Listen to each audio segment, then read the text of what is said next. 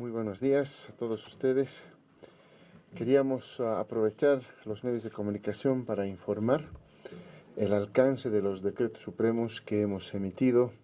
El día de ayer el presidente lo ha promulgado en homenaje al 1 de mayo a los trabajadores. Son dos decretos, como ha sido de conocimiento general.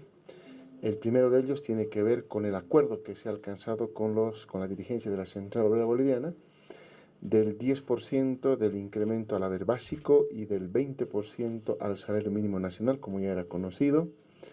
Ahí se ha establecido que los tres únicos sectores que van a recibir el incremento salarial inversamente proporcional son el sector de salud, las Fuerzas Armadas y la Policía Boliviana. El resto de los trabajadores va a tener un incremento de 10% lineal, es decir, 10% al haber básico. Otro elemento importante que está dentro del decreto supremo del día de ayer tiene que ver con el plazo que se establece para el pago del retroactivo que se establece, como siempre, en nuestros decretos supremos de incremento salarial. El plazo que se ha dado al sector privado y a las instituciones públicas también, que así lo consideren necesario para poder pagar este beneficio a los trabajadores, es hasta el 31 de julio. Por lo tanto, debe quedar absolutamente claro que el incremento salarial rige a partir de este mes de mayo, que normalmente se pagará el último día de mayo, la primera semana de junio, dependiendo de la práctica que tengan las empresas de pago de sueldos, pero ya debe incluir este 10% que se ha establecido en el decreto supremo. Esas son las características fundamentales de este primer decreto que hemos aprobado el día de ayer. Hay un segundo decreto que establece el incremento salarial para todo el sector público. Esto, por supuesto, no entra en la negociación con la Central Obrera, es un elemento que toma decisión el Gobierno Nacional, y se ha establecido un 10% lineal para todos los trabajadores de los 4 órganos del Estado, vale decir, todo el órgano ejecutivo, ministerios, descentralizados, desconcentrados, en fin, todos. El órgano legislativo, toda la parte administrativa que tiene que ver con el manejo judicial en nuestro país, el legislativo, el judicial y el órgano electoral. Por lo tanto, todos ellos van a recibir el incremento del 10%, como establece el decreto supremo. Este decreto supremo también establece algo muy importante. Como ustedes saben, el año pasado el presidente determinó el salario del presidente en base a los salarios mínimos nacionales. Y se estableció como 15 salarios mínimos el salario mínimo. Aquí tenemos lo que estaba pasando en nuestro... Ahí tienen ustedes que el salario mínimo del año pasado fue de 18.000 bolivianos, equivalente a 15 salarios mínimos nacionales. El presidente ha renunciado a este incremento del salario mínimo nacional, porque no se olviden, si hoy el salario mínimo está en 1.440, 15 salarios mínimos representarían 21.600 bolivianos de salario para el presidente.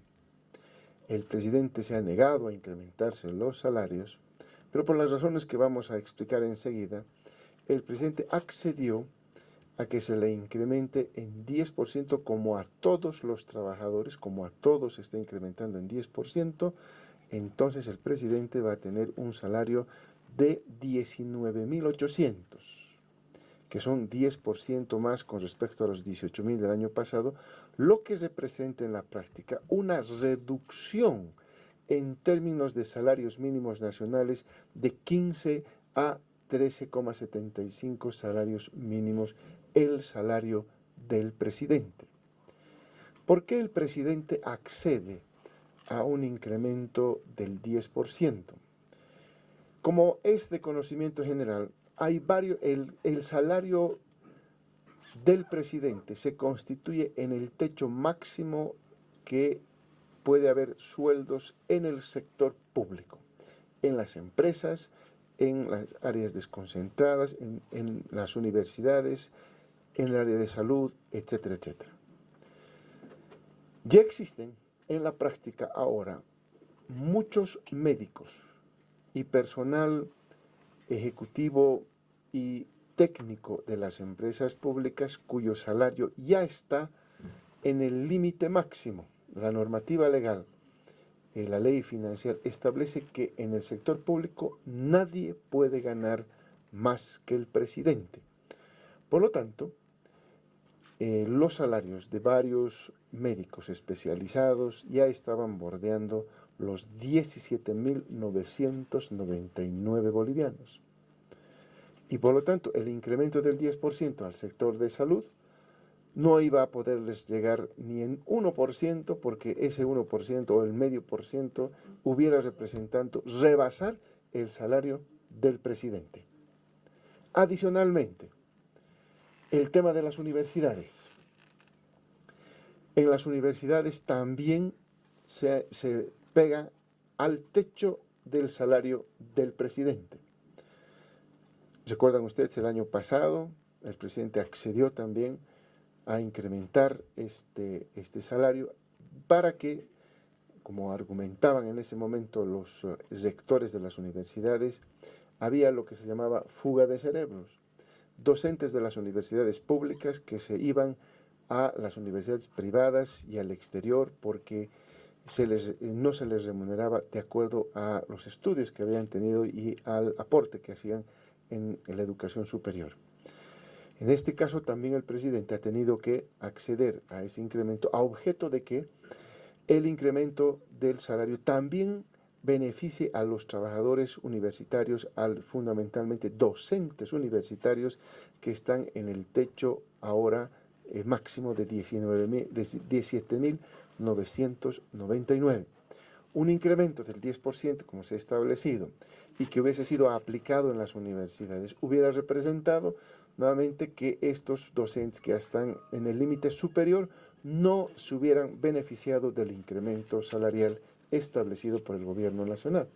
Esos son los elementos por qué nos hacen, por supuesto, tomar esta decisión. Más todavía, hemos estado escuchando algunos comentarios.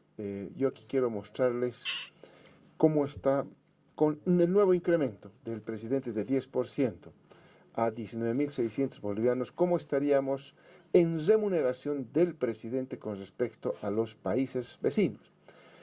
Fíjense ustedes que Bolivia, en términos de dólares, el salario del presidente va a ser 2.845, repito, con el incremento de los 1.800 bolivianos que representan el 10%, como al resto de los trabajadores está incrementando el salario, y representaría en dólares 2.845 el salario del presidente, el nuevo salario del presidente, que continúa estando por debajo y siendo el último en escala a nivel de la región.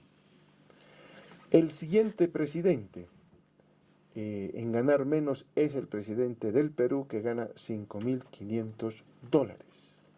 Por lo tanto, seguimos, no es casi la mitad de lo que gana nuestro presidente Evo, y por supuesto hay que ver las horas de trabajo que el presidente Evo dedica a la administración del Estado, el trabajo que visita regiones, en fin, el dinamismo que hay impreso en la gestión, que por supuesto es de lejos superior a cualquier otra legislación, a cualquier otra gestión, que haya habido en el país.